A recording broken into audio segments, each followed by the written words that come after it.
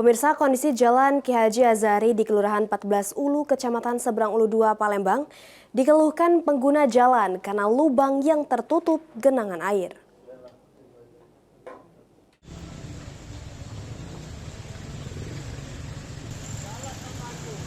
Hujan deras beberapa hari terakhir memperparah keadaan di Jalan Ki Haji Azhari. Lubang sedalam 10 hingga 15 cm tertutup air sehingga sulit terlihat dan membahayakan pengendara. Genangan yang tak surut ini juga menimbulkan kemacetan dan meningkatkan resiko kecelakaan terutama bagi pengendara roda 2. Kerusakan terparah berada di depan SDN 90 Palembang, sehingga siswa pun kesulitan melintas. Upaya perbaikan drainase sebelumnya belum memberikan hasil maksimal. Kondisi semakin buruk akibat sering dilalui truk bermuatan besar. Sementara jalan ini menjadi akses menuju jembatan Musi 4. Ketua RT 26 Kelurahan 14 Ulu, Emilia, mengatakan bahwa kerusakan ini sudah berlangsung sekitar 3 tahun. Meski pernah diperbaiki, jalan kembali rusak dan kini keadaannya semakin parah. Sudah 3 tahunan untuk banjir ini, semenjak jalan ditinggikan, jadi banjirnya menggenang di sini, Mbak.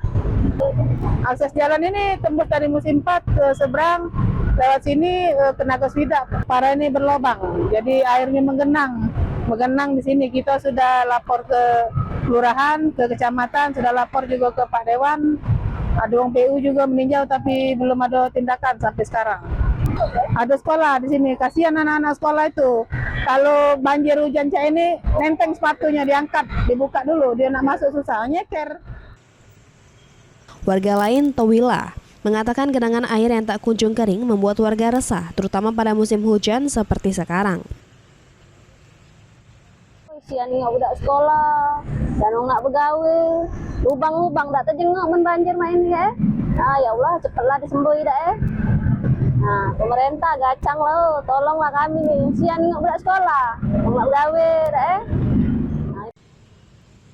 Warga berharap perbaikan jalan dan penanganan drainase dipercepat agar kerusakan tidak semakin meluas dan tidak terus membahayakan keselamatan pengguna jalan.